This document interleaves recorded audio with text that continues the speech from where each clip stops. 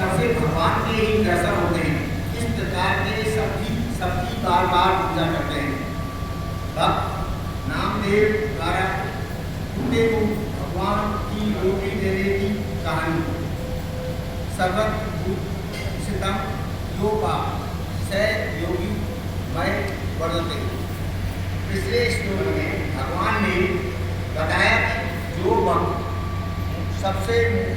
सब में मुझे देखता है और मुझ में सबको देखता है, उसके लिए मैं अदृश्य नहीं होता। अदृश्य क्यों नहीं होता? क्योंकि संपूर्ण प्राणियों में स्थिति मेरे साथ उसकी अभिन्नता हो गई है। यहाँ संपूर्ण प्राणियों से आश्रय चराचर से है, क्योंकि एक परमात्मा के अलावा कोई दूसरा तत्व है ही नहीं। सब कुछ चैतन्य है। अत्यंत श्रेय के कारण भक्तों की भावना से अभिन्नता हो जाती है। इसी अभिन्नता को भी एक मात्र स्थित कहा गया है। जैसे लोहे की विभिन्न वस्तुओं से हम भिन्न व्यवहार करते हैं, हालांकि हमें यह ज्ञान है कि सबसे लोहा ही है। ऐसे ही भक्त भिन्न क्रियाओं करते हुए भी निरंतर भगवान में ही रहता है। भगवान में ही सब बर्ताव करते हैं। उसके भाव में वह यहाँ यह 5 बातें हैं। नंबर 1, मैं भगवान का हूँ। नंबर 2, मैं जहाँ भी रहता हूँ भगवान के दरबार में ही रहता हूँ।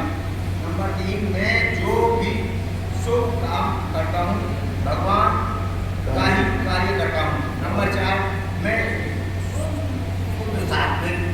जो भी पाप पाता हूँ भगवान का ही प्रसाद पाता हूँ। नंबर 5, भगवान दिए प्रसाद से भगवान के ही जनों की सेवा करता हूँ। यह परम श्रेय स्वामी जी द्वारा किया गया पंचामृत है, जिसमें समस्त गीता का सार आ गया है। नेक्स्ट प्रश्न। एक बार गौरा कुम्हार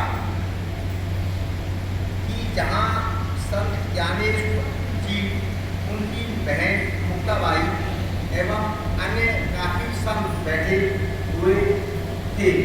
तभी मुक्ताबाई के बेटी के मटकों को जांचने के लिए जो थापी काम में आती है, वह थापी उठाकर लवस पूछा, गोरा चाचा, क्या यह सिर्फ मिट्टी के घड़ों को ही जांचने के काम आती है? इससे ये मिट्टी के घड़े जो यहाँ बैठे हैं उनकी जांच हो सकती है। ऐसा कहकर उसने एक करके सभी संतों के सिर पर हल्के से थापी मारकर 5 करना शुरू किया। संत हंसने लगे। जब नामदेव जी का नंबर आया तो वो बोले, इस तरह संतों का अपमान करना ठीक नहीं। तो मुक्ताबाई बोली, मिल गया चाचा, मिल गया, यही कच्चा घड़ा है। कच्चा नामदेव जी खिन्न मन से भगवान पांडुरंग के पास पहुँचे और बोले, मैंने तो सिर्फ तुम्हारा ही आश्रय ले रखा है और तुमसे मुझे अभी तक कच्चा ही रखा। अब तुम भी मुझे पक्का करो। तुम्हारी ही जिम्मेदारी भगवान पांडुरंग ने उन्हें विश्वा खेचर के पास भेजा। विश्वा खेचर उस समय जंगल में भगवान शिव के मंदिर में शिवलिंग पर पैर रखकर लेटे हुए थे।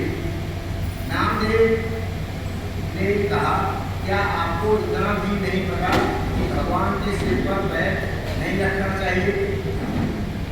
खेचर बोले, बेटा मैं बहुत बुरा हो गया हूँ, जरा तुम भी ये पैर उठाकर उधर कर दो, जहाँ भगवान नहीं है, हम नहीं हो। नामदेव जी पैर उठाकर जहाँ जहाँ रखते वहाँ पैरों के नीचे शिवलिंग प्रकट हो जाता। नामदेव थोड़े आश्चर्य में पड़ गए। आखिर विश्ववाजी ने उन्हें भगवान की सर्वव्यापकता के तत्व का बोध कराया।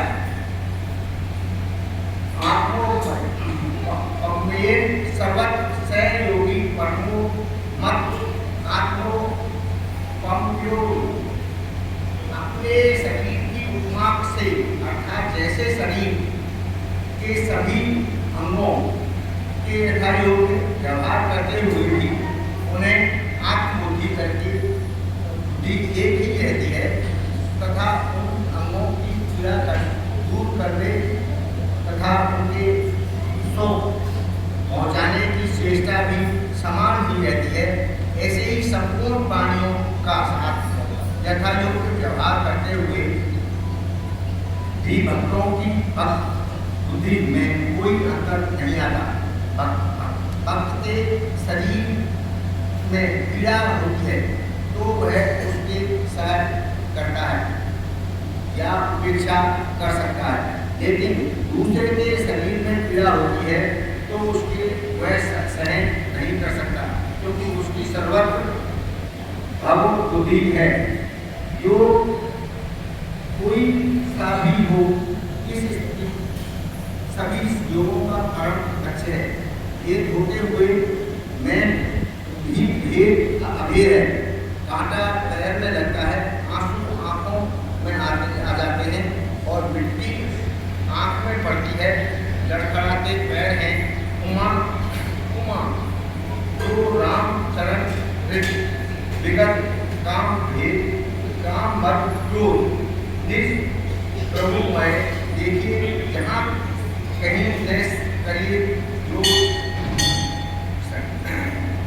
रामकृष्ण परमहंस एक दिन गंगा के किनारे खड़े थे। शाम का समय था कि अचानक दो नारियों में झगड़ा हो गया। वे देख रहे थे। उनमें से एक ने तो बड़ा बलवान था, दूसरे को जोर से ऊंचा मारा तो वह गिर पड़ा। इधर तक्षण रामकृष्ण परमहंस जी गिर पड़े और कहने लगे। उनका भतीजा हृदय दौड़कर आया तो देखा उनकी पीठ पर चोट का निशान है। संत का दूसरे शरीरों के साथ ही अनुभव होता है। ऐसे ही परम सदैव सेठ जी के शरीर के सिफारिश की बीमारी थी, तो वो एक उनके स्वयं के प्रारंभ का फल नहीं थी। अपितु उन्होंने अपने बचपन की सका हनुमान प्रसाद भाई नहीं कोई और जो शरीर रिश्ते में उनके चाचा होते थे, भयंकर पीड़ा को देखकर प्रार्थना पूर्वक उनकी सहमति से उनसे उनकी आधी बीमारी देने के कारण थी। समर्थ पुरुष ऐसा कर सकते हैं। संत हृदय नवनीत समाना कहा कवित पर कहे जाना। निज पर ताप द्रव नवनीता पर दुख निर्भय संत सुखीनीता। मानस कबीर सोई पीर है जो जाने पर पीर, जो पर पीर न जानिए तो काफिर। हरे कृष्ण हरे कृष्ण हरे कृष्ण।